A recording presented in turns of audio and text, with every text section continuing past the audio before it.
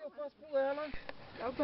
Ei, deu certo, nós dois. É? Deu certo, nós dois.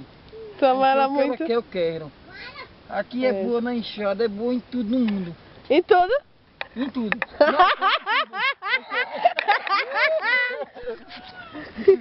Eita, ali, olha. Essa mato tá aí, quem diria que era boa assim. Tá vergonhoso, tu só tirando foto dela aí, ó. Pouquinho tá ficando. Oxi, o que é que tem? Né? Você não ama mesmo, papai, que você ama ela. Eu digo hoje, digo amanhã, digo que aquela. É. Oxi, o que é que tem? Diga a ela que você ama ela. Faça, eu amo ela. Oxi, é besteira.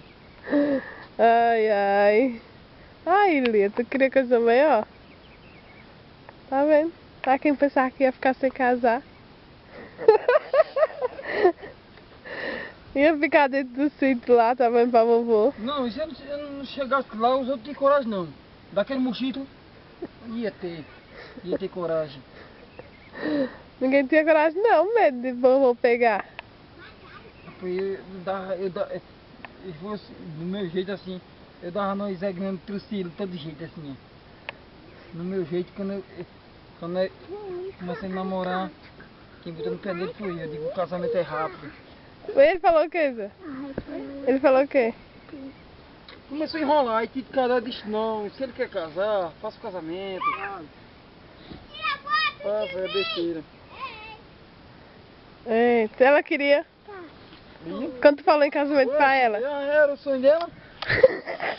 Embora que fosse facilidade, mas ela queria. Queria? Queria. Quando tu falou pra ela o quê? Poxa, o que você quiser eu quero. Maria do céu, ai.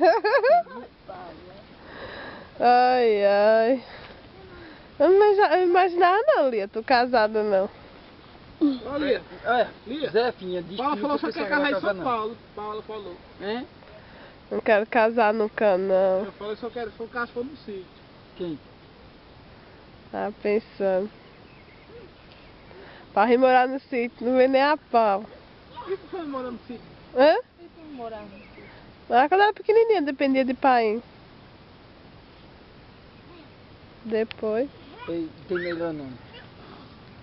Não tem melhor do mundo. Morar no sítio. Pra dormir eu venho não, agora pra ficar assim o dia eu venho, pra dormir não.